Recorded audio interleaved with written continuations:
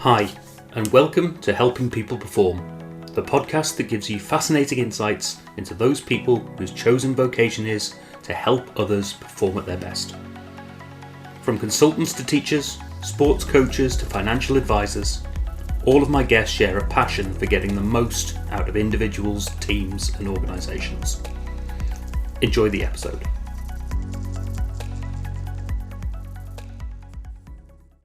Hi everyone, welcome to another episode of the Helping People Perform podcast. Today I'm delighted to be joined by Natalia Talkowska, founder of Talkowska Design and Doodly Doo.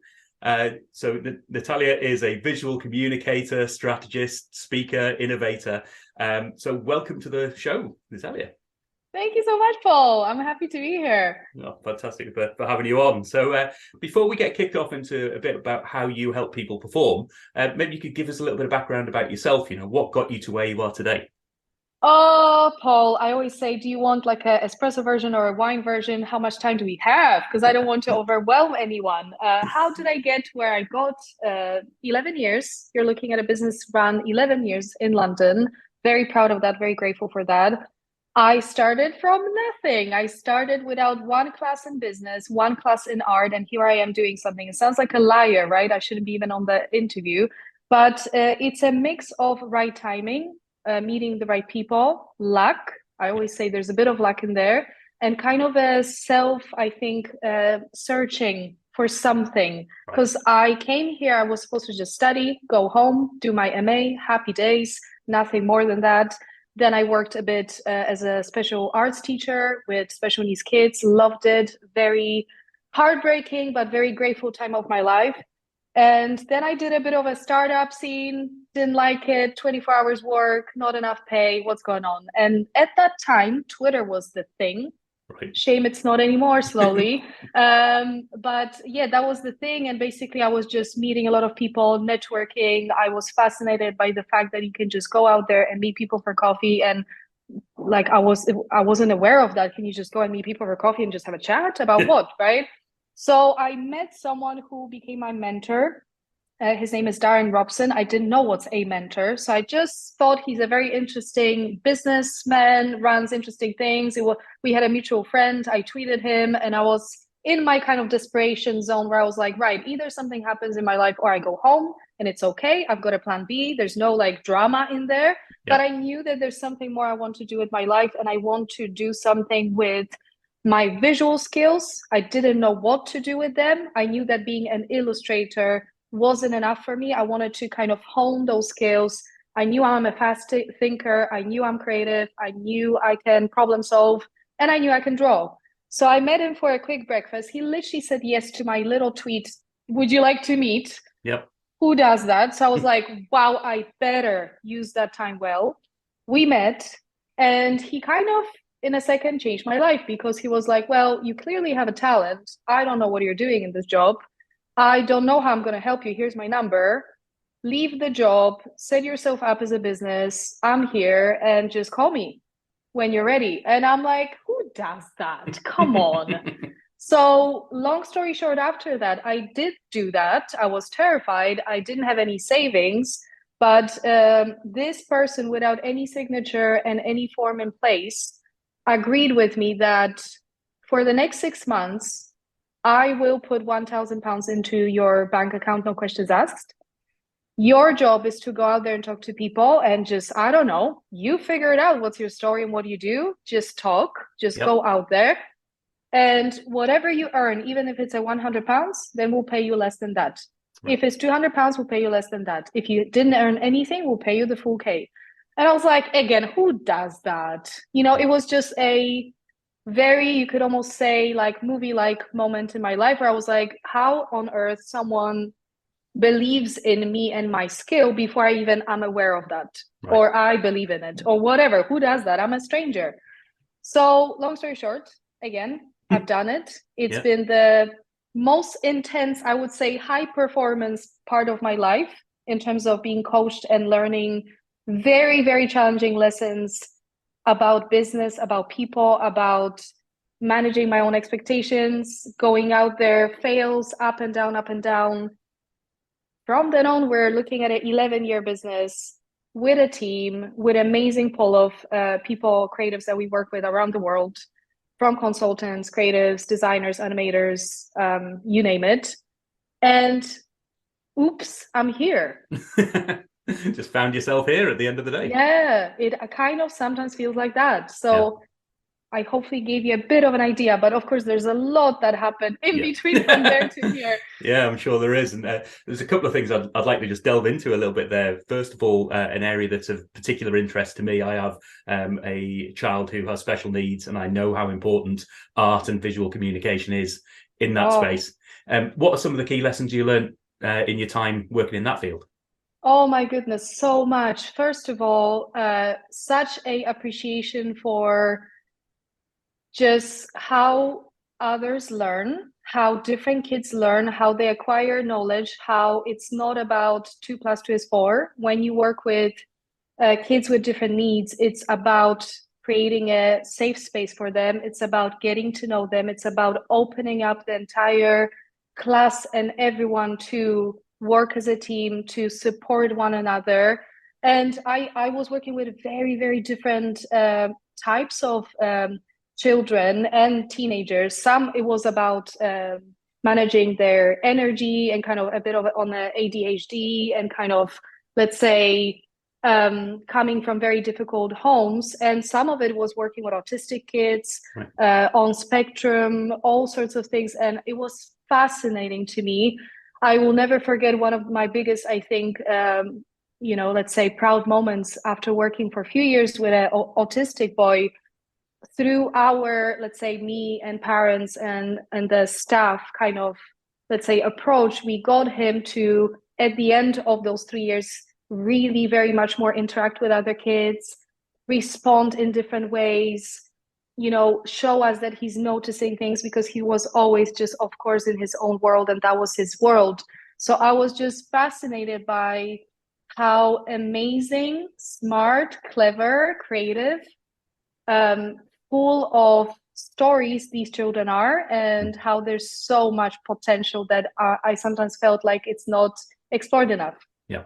No, I saw an article of only a couple of days ago about a company in Spain doing visual design with children and young adults in particular, with additional needs, ADHD and autistic spectrum and things like that. And another one of my guests, Steve Hill, in one of the earlier pieces, his company works with consultants who are and IT consultants who are purely on the autistic spectrum. And it's such an untapped source of amazing talent. And just helping people to find a voice in that space. So it's amazing the work that you can do in that piece. So yeah, forever grateful, grateful, and it shaped me as a person, and the amount of appreciation, respect I have for anyone who works with kids and teenagers or adults in that place, and parents and families. I'm just like full respect, and I still today support some of the charities and show my face and help where I can, and it feels very, very special and important. Yeah. Oh, awesome. I really appreciate that stuff. So the other bit I was just reflecting on really is that element of just put yourself out there, and it's a lesson I've been learning, having gone into business by myself recently, is just when you ask, it's amazing how many people will put their hand up and say yes. Even for this podcast, yourself included, I've just put that message out. Anybody who's got an interesting story, get in touch. And it's amazing the generosity that people have with their time and their efforts. So, fantastic story that you've got there. As you say, it's a bit of a Hollywood one, but it's whoever wants to film, I'm here. Come on. We'll get you the deal by the end of the podcast. Fantastic. So in terms of where that takes you to today, tell us a bit more about Natalia Design and what you do and who you help and how do you help people perform in that space? Yeah, we're kind of as I say, we're a creative studio. It's a bunch of us at this point. So I love how it used to be just me, that therefore the name that I put in 20 minutes in a bank, because the banker asked me, what's the name of your business? And I was shocked that he's asking me there and then. And I said Talkowska Design without any thought. And Google seems to like it. So let's keep it for now. We'll see where we go. But it's a bunch of us. It's a pool of us. And we call ourselves visual experts, and we do high stake communications what that means is we work usually with senior leaders in corporate businesses, the smaller businesses as well, but mainly with corporate businesses, on their strategy, on their communications, on their marketing or life event needs. Right. So how that can look like is, for example, we always say there's either a pain or an opportunity. So they either come to us with a pain. For example, it could be my team is not engaging in the new strategy piece. My event doesn't have enough signups. What do I do? It's around the corner. If I do another presentation with 60 slides, I'm going to die. No one's going to care. So there's a pain that we want to address, or there's an opportunity, especially with kind of bigger pieces of work. Say, company comes to us and says, we want to visualize company timeline that is around 20 years because we're proud of it. We want to get everyone on board with the story, excited. There's a lot of new people coming to the business. There's a lot of changes. Changes is my second name, Paul. and the opportunity is to bring everyone along that story and create something beautiful, visual for years to come.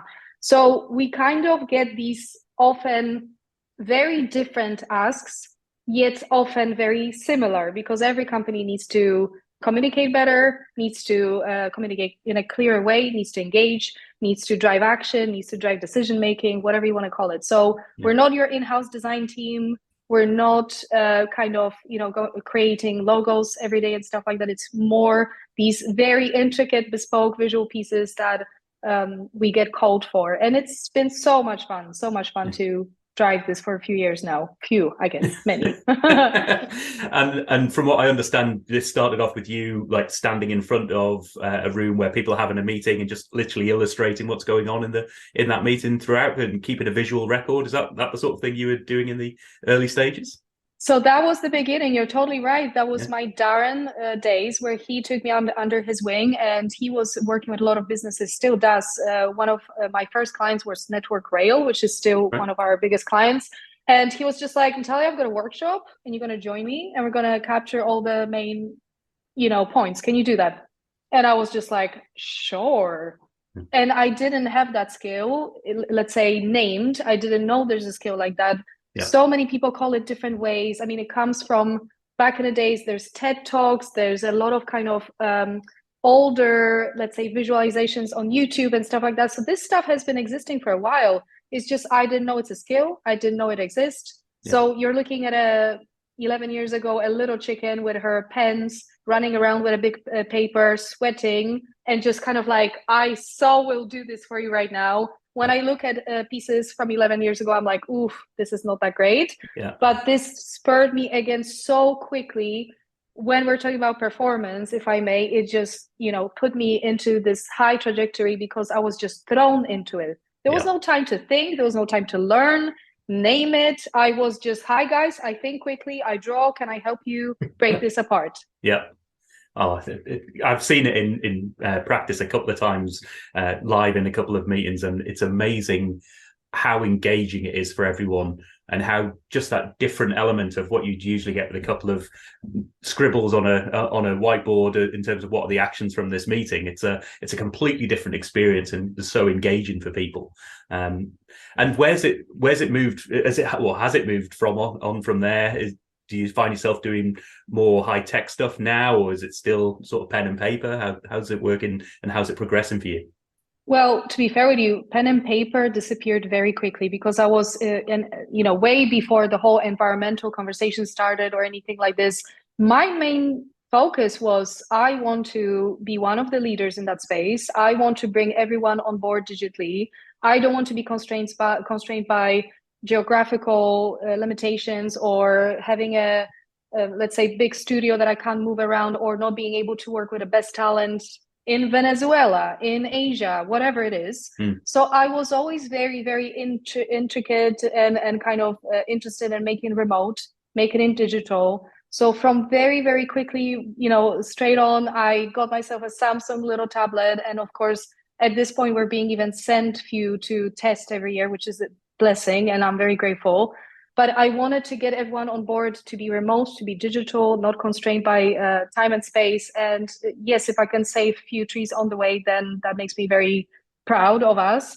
So that's one. And live scribing, as we call it, the kind of graphic recording of events became, to be fair with you, 20-30% of the business at this point is very much larger long-term communications needs where clients call us up and say, what do we need in a year? Let's have a chat. Okay, you know what? I'll have this many events. I'll have an AGM. I have all these reports. I have all these, templates to be made. I have these workshops. How can you guys help and support? So at this point, we're more of a invincible right-hand communications assistant to a lot of companies. And you'll never hear about us. You'll never see us on posters. You might see us publicly during events, but that's pretty much it. So it's fascinating how it's shifting. We're exploring metaverse as well. That's all I can say for now because it's all in works. So I love tech. I love digital, and I think we shouldn't be scared of it. We should embrace it as much as we can. So, yeah, brilliant. And you talk about we as well. So you've grown the team and the business from just yourself to how many people have you got in the team now? So it's few of us on the core team. There's Ryan, there's Elsie, there's my core team of designers and animators that I love dearly. As we speak now, one of them is in Sheffield, one of them is in Glasgow, one of them is working on animation from Berlin. So, this is the grateful part where I could just continue doing it myself, and it would be a beautiful lifestyle type of business, which a lot of people choose in that space. And I love it. I think that's brilliant. If that's what you want to do, if that's how you want to create your own space, that's great. I always felt it's more fun. I learn more from others, and I can do more exciting, let's say, things outside of my comfort zone if I bring new brains. So that's how kind of it naturally started. I wasn't planning on it. I was always kind of throughout my even early years getting a lot of help, people jumping on board, like, Natalia, can I film for you? Natalia, can I do some social media for you? I'm a student. Natalia, like, we met at a, speaking event. Do you need help with like some content? And I was always like, guys, let's do this. I don't have a clue either. So I just was always this open book for collaborations. And I think it's just much more interesting and more fun because number one thing for me is I love meeting new people. So yeah, that's kind of how it grew naturally, I think. Oh, amazing. I love the progression that you see with businesses like that, and where you've brought new people in, and I'm sure you've grown as a leader and having to learn those skills. That must be a bit of a challenge for you. Yeah, I mean, how do you lead when you've never been exposed to that, unless from your childhood when you tell your brother what to do, although you're a smaller one in the house, or when you're at school and someone says, Natalia, today is going to be your day to tell everyone what to do in the book, you know, so that's as far as you go with that sort of stuff. So I think it's super self-taught, and I've always been, I hope that's what everyone that works with me would acknowledge, that I've always been very open, that I know I don't know certain things, and I know I'll make mistakes, and I know I'm not always perfectly knowing what to do. I've made some mistakes in terms of planning, in terms of engagements with clients, in terms of being that sort of bridge between everyone. So I've always been very vocal about it, and I hope that that's always been almost an encouragement for everyone that works with me, that I'm not here the boss. It's not about that. You're the boss. You're the boss. Like, if this project is yours, you have all the skills. I'm your assistant. Just, of course, if you need help, I'm here. Let's do this together, and we're driving it together. But I've always been very, very open about the fact that I'm learning with you guys. I have no clue, Oh, brilliant. And that takes us nicely to that sort of next question in the podcast, which is, how do you get help with your own performance? Who do you go to? How do you learn more about leadership, for instance, or other parts of running the business? Do you have coaches? Do you speak to people? Where do you get your energy and your enthusiasm from to do that? Oh, energy and enthusiasm. I think it's always people. I think I always gain a lot of energy from other humans. Equally, if I find a great book that I never have enough time for, please tell me, Paul, how to read more, because I would love to listen to these tips. If anyone has them, forever trying to figure it out. I also gain a lot of kind of like, ooh, this book is totally me. I need to read it. But on the note of bettering my performance, first of all, when I started, again, Darren Robson was a North Star for me, and he completely introduced me to a concept of how to run a business, what is a business, how to represent yourself well, how to, go through any challenges and people saying no and feeling imposter and all that jazz. And throughout the years, I've been very, very grateful and lucky. I've got a list on one of my notebooks that I called Good Souls. Right. And I just, throughout my, let's say, professional experience, older age, I've been always putting there gradually people who impacted me, whether they thought they mentor me or coach me as we speak, or whether Yep. they don't never thought that, I thought that. So there's a big list of people that I really am appreciative that they worked with me or talked to me or helped me or challenged me or whatnot.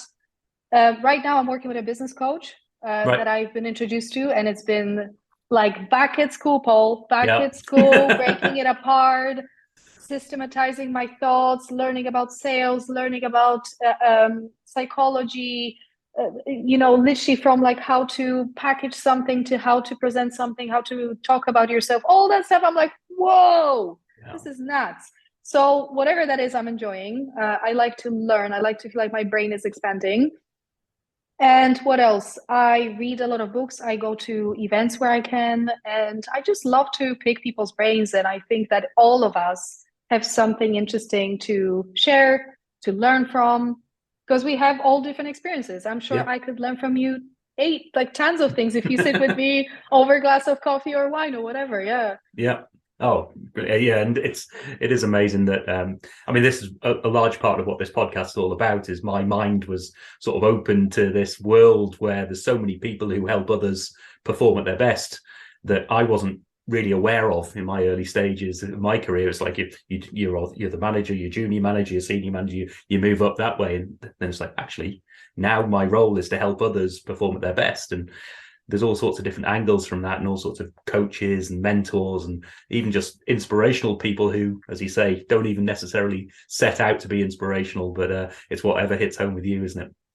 Yeah, and they don't know, but I call them my Gandalfs and I call them my good souls and all that, and I'm always like, I need some of that energy. Come on. Yeah. There's some great folk out there. So a couple of quick fiery type questions then. In terms of, if you could work with any individual team or organization where you could bring your skill set and you believe you could help them perform, who would you want that to be? I could totally go type of business or I could totally go specific businesses. But you know what, Paul? It's 2022, the end of it. And I like manifesting things. And I would say one of my favorite brands that I would love to get to know and work with and see how their brain work is definitely in the creative space, in the tech space, in storytelling space. So we're talking anyone that knows anyone from Disney, Lego, Nike, Apple, call me up. Right. I'll just throw it out there. Why not? Yeah. So these are very specific brands that I've always been very much looking forward to how they grow and how they storytell and how they create messages in this world that really resonate with all of us. And it's fascinating to me, some of those people's stories. Equally, on a larger scale, I'm always interested in where can we add value. So when you think about it, I'm always fascinated by how businesses work, how they're structured, how no matter actually what the size of the business is, there's similar challenges, there's similar problems, and there's similar opportunities. It's just different scale. Yep. So I'm always like, I just love a deep dive into like, what's going on, guys? What can we break apart? What can we put together? What can we better?